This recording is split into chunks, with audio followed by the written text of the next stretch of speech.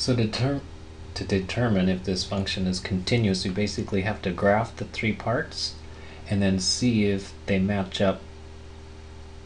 So if they were to look something like, okay, we graph one part, it ends right there, and then another part goes like that, that's not continuous. So do these parts match up continuously?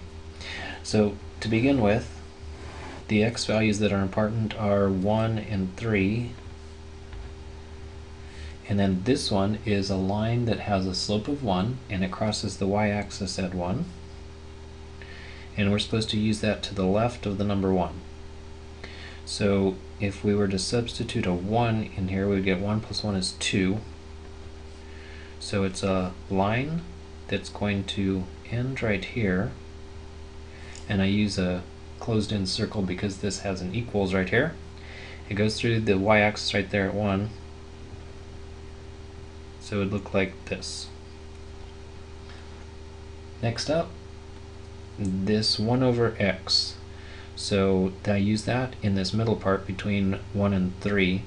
The first one would be 1 over 1, so that's at a height of 1, and use an open circle since this doesn't have equals. And then next, if you have a 3 in there, we'll go down to 1/3.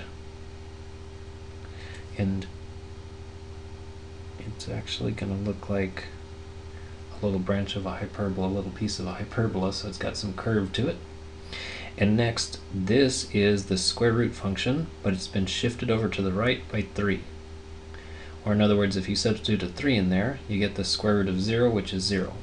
So that's starting at a height of 0, and then the square root function just gradually goes up and up like that. And so this function is very not continuous. It's got two major gaps.